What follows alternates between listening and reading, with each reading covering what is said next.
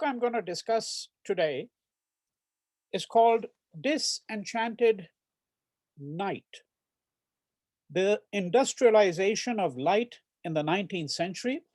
It's by Wolfgang Schivelbusch.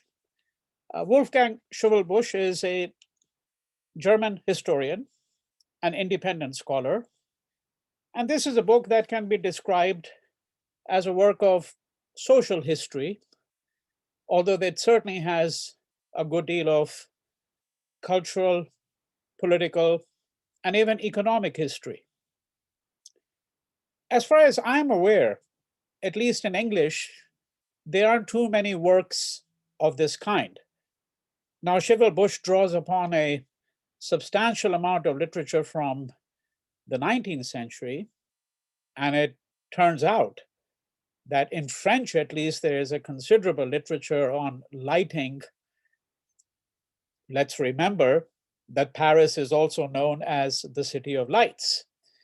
But there is a substantial French literature, as Schivelbusch citations suggests, in French, certainly from the 19th century. But I think as a work of scholarship of our times, at least in the English language, it seems to me there are relatively few works of this kind. Schivelbusch is really an extraordinarily interesting historian.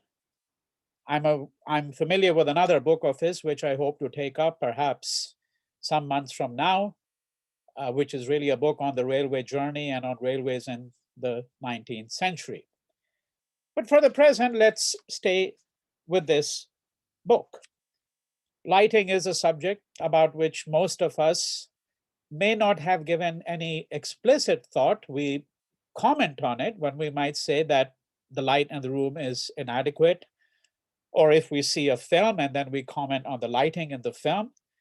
And I'm certainly aware of the fact that as I'm speaking to you, that I haven't yet struck upon a good solution to the lighting for these talks, which are done in my own library, because I don't really have adequate lighting for a talk of this kind, and I have to, in fact, find an expedient solution to this problem.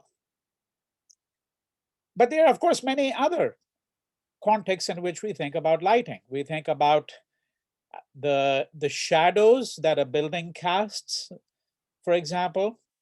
There's a wonderful book by the Japanese novelist Tanizaki, a very small book called In Praise of Shadows. It's a book that I will unquestionably take up for discussion sometime in the next several weeks, I hope. But yet again, there are many other contexts in which one thinks of lighting. For example, when we sometimes refer to the morning light, to the first rays of the morning sun. There are other dimensions to this, such as the fact that when we think about lighting, we also think about the night, when there is no lighting, in the ordinary sense of what we mean by night. Of course, today, the streets in most cities in the world are well lit at night, or relatively well lit. And that is, of course, one of the subject matters of this book. But let me here recall a little story told to me by A.K. Ramanujan, one of my teachers at the University of Chicago over 3 decades ago, a story that invariably comes to mind when I think of lighting, but also comes to mind when I think about what does it mean to go down the well-lit path, and why, if we seek knowledge, perhaps we should not go down the road of the well-lit path. So there's a folk tale that A.K. Ramanujan used to love to recount. And this was of an old woman who had left her home one day, and then it seems that she had lost her keys, because when she came back, she fumbled around for the key and couldn't find it.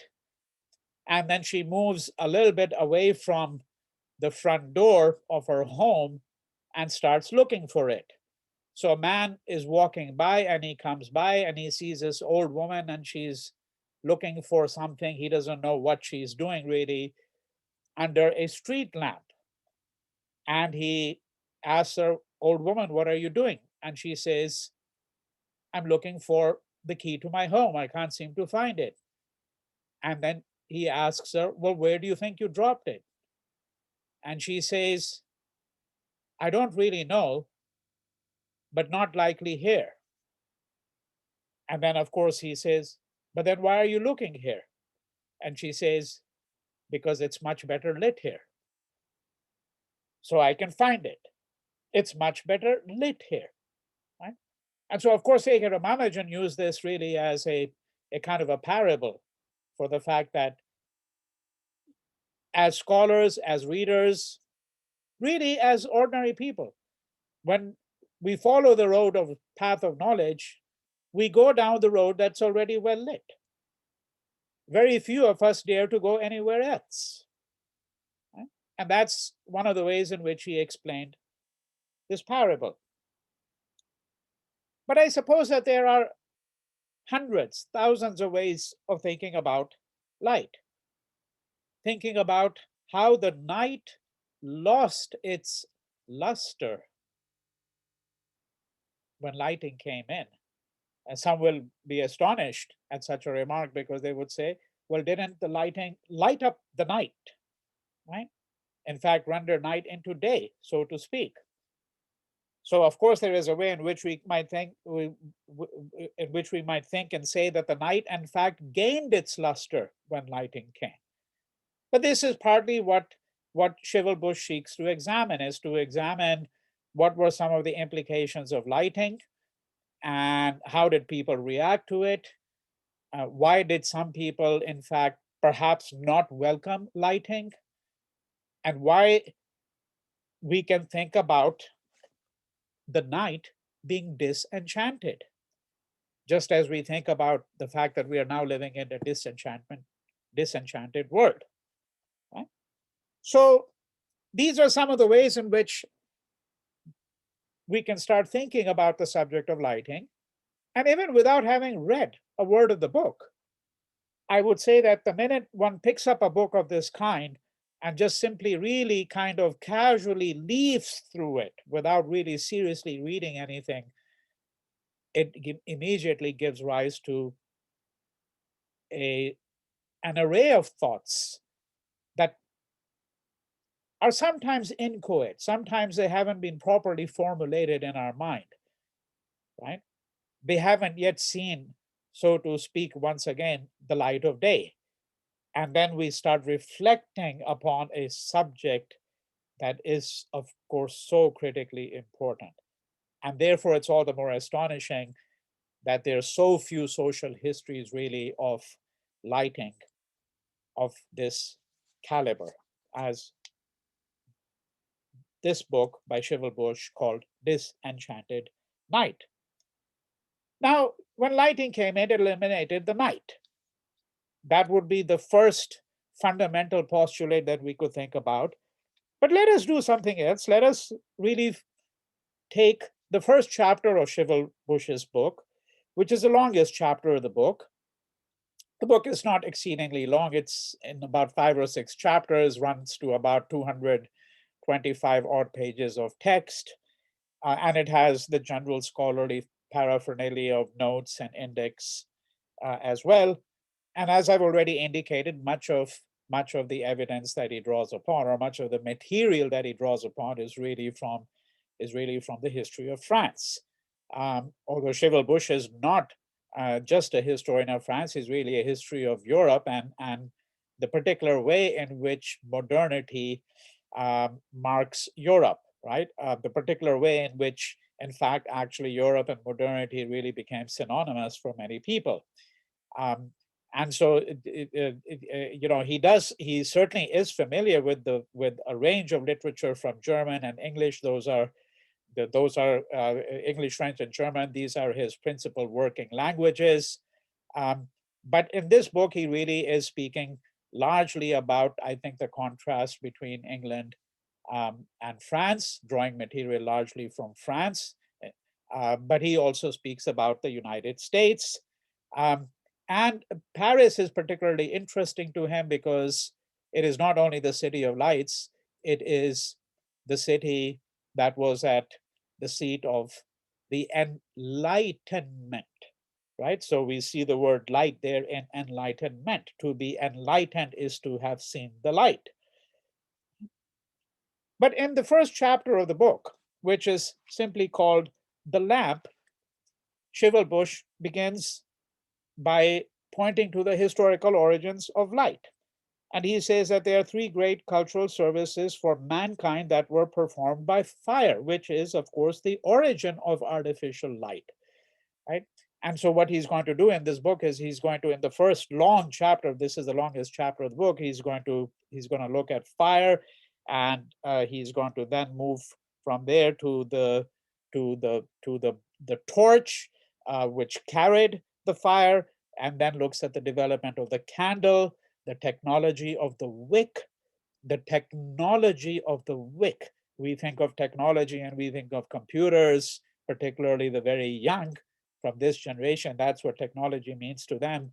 Of course, people are aware of 19th century technologies such as the railway, the 18th century technologies, including the steam engine, right? And then, of course, technologies such as the radio, um, um, the telephone, the telegraph, and everything else in its wake, if we may put it this way, right? But the wick had a technology too. The wick had a technology, how the wick developed. And this is exceedingly important because one of the things that he points out is that there is a substantial difference between the log, which carried the fire, which served as a torch, right? And the wick.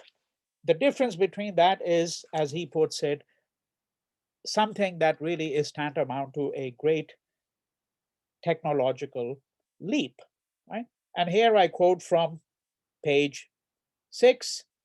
Psychologically, this technical innovation was extremely significant. Seeing a flame burning around an almost imperceptible wick is a very different experience from seeing a flame flickering around a log or a torch. The log and the torch are physically consumed by the process of burning, but the flame burns around the wick without any visible sign of destruction. And he also points to the fact that the primal fire, right? And here I go back to the point I made just a couple of minutes ago, uh, was the origin of three great cultural services that you find, or activities associated with mankind, with the story of mankind. And those are cooking, heating, and lighting.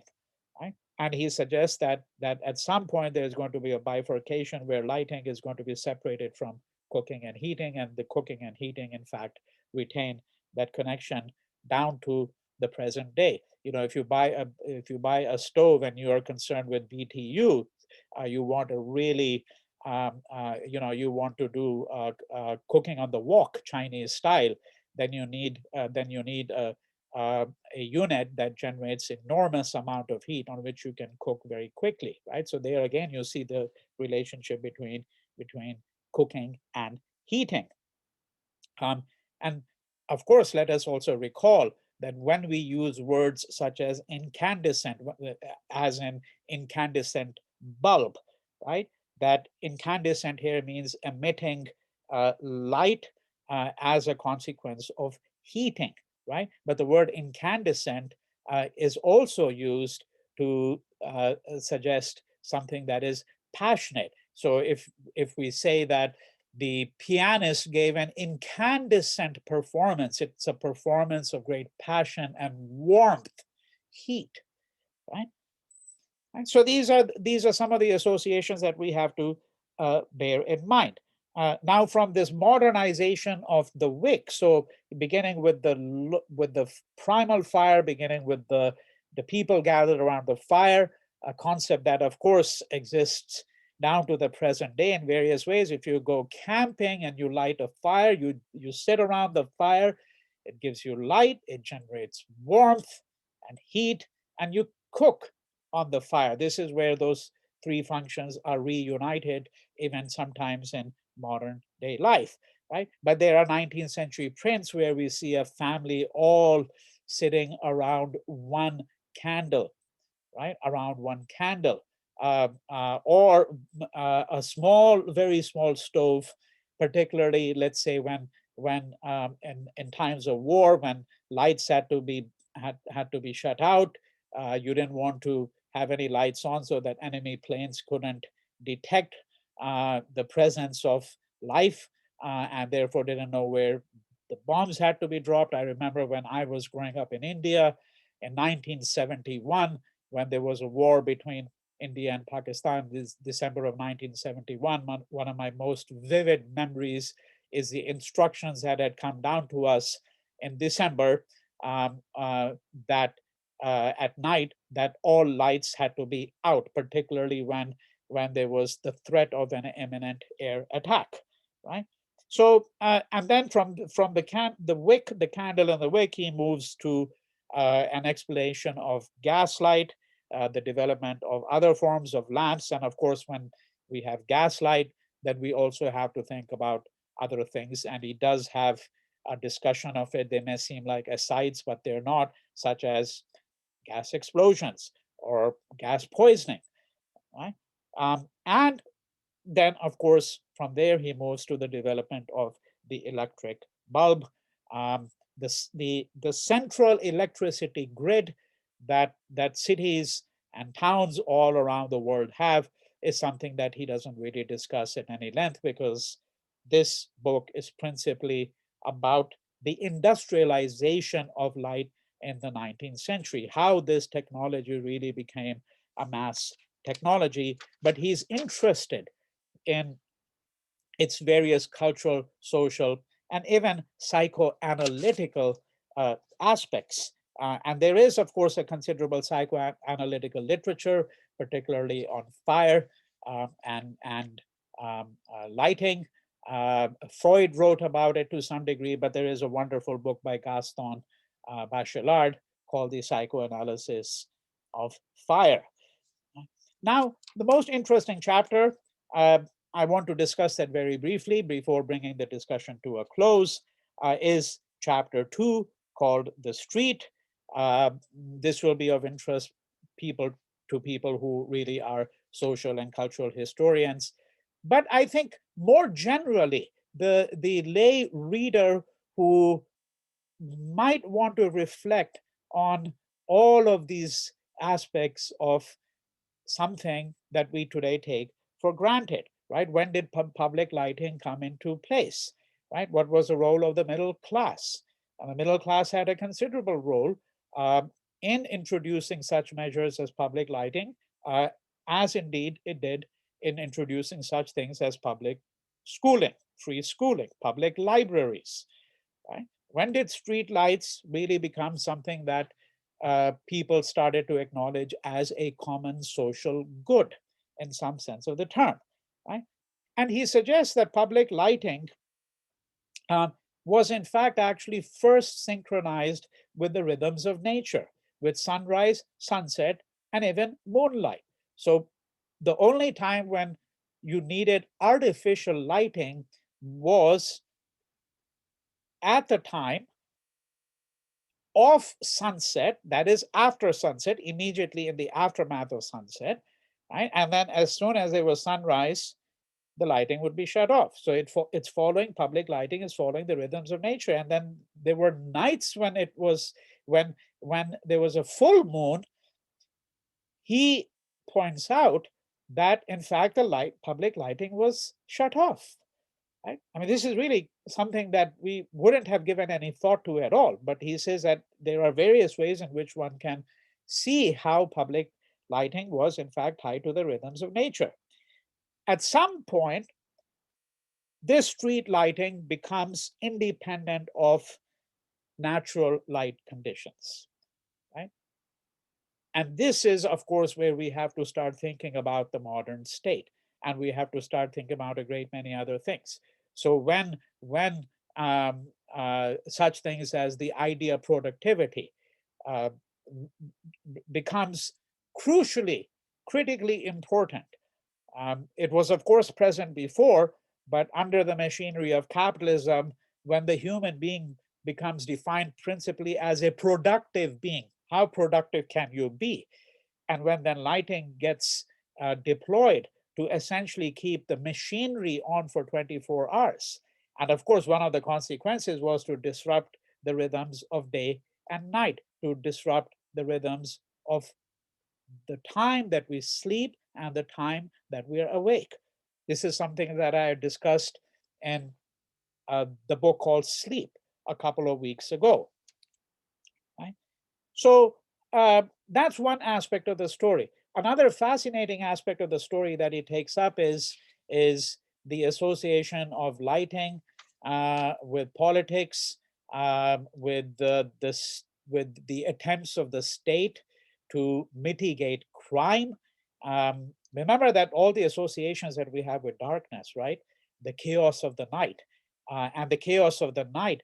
I mean, one of the ways in which children have always been, in a sense, put to sleep is to suggest to them that, well, if you're good, if your conduct is good, you'll have a good night's sleep, and your sleep is not going to be, uh, it's not going to be shattered or contaminated or troubled by demons, by nightmares. Right? That's what one gets, nightmares. There's no light, so to speak. So these are some of the aspects that he's really also thinking about, but he takes this to a very different level of political history when he suggests that one of the ways in which people started dissenting was to break the lanterns that were hanging from the street. So he has a considerable discussion here about how lanterns began to be used, the physical distance at which they were placed, the attempt of many cities to create a kind of a harmony of light by placing lanterns at regular intervals, and that when people rebelled, when they dissented from the state, one of the ways in which they expressed their displeasure was to, in fact, break these lanterns. In Paris, this was construed as an enormous criminal offense. It wasn't simply a minor penalty that was imposed for this. It was actually considered to be a degradation of the powers of the state, particularly the absolutist state. Right? And to this effect, Schivelbusch really uses very effectively lots of literature as well. So there is a long quote that he has, not so long perhaps, from a novel by Victor Hugo. And here he's presenting his perspective on the city and on the act of rebellion, right? So this is page 110. From a bird's eye view, Hugo's favorite perspective of the city, it presents itself as a huge patch of darkness in the center of Paris, a black gulf, right? This is where you have no man's land, where there's no light, as it were. Owing to the breaking of street lamps and the shuttering of windows, no light was to be seen there, nor was any sound of life or movement to be heard. The invisible guardian of the uprising, that is to say, darkness. That's the guardian of the uprising. So it's a time of rebellion, of dissent, right? When people who are disenchanted with the state take back the night. That same idea is used, of course, by women, by feminists who say that we have to take back the night. We have to take it back from the rapists, from the men who sexually torment us. Because, of course, I could argue very well and would want to that we can't say that a city is ever that a city is ever safe until every woman feels that she can walk down any street at any time of the day or night without any kind of fear. I don't think that would be considered almost perhaps a utopian description. There's no reason why it should be. But I suspect that there's probably no city in the world which gives women that kind of safety and liberty, right? This is The invisible guardian of the uprising, that is to say, darkness, was everywhere on duty and everywhere kept order. This is the necessary tactic of insurrection, to veil smallness of numbers in a vast obscurity. So the dissenters, the rebels, may be small in numbers, but when they're working with the night, not just in the night, with the night, their small numbers are obscured. The police, the state doesn't know their numbers, right? To veil smallness of numbers in a vast obscurity, enhance the stature of every combatant by the possibilities which obscurity affords.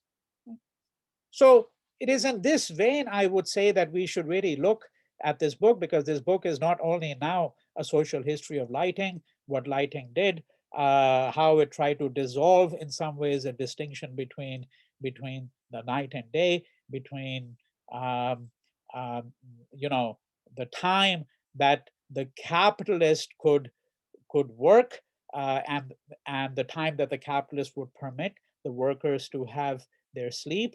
One of the implications that he's saying is that, well, actually, lighting was one way in which capitalism wouldn't let workers have their sleep anymore. Right? The machinery of production would be going on for 24 hours a day. Right? So, uh, to return to the title of the book, Disenchanted Night, there is a quotation on page 134 from Jules Michelet, right, from 1845, who very clearly understood also the threat imposed by light, not simply what it conferred on us. I think the vast majority of people would think of lighting, of course, as one of the great boons of technology, one of the great signs by which we can speak about the progress of humankind. And yes, there is that narrative, but I think we should also be familiar with the counter narrative.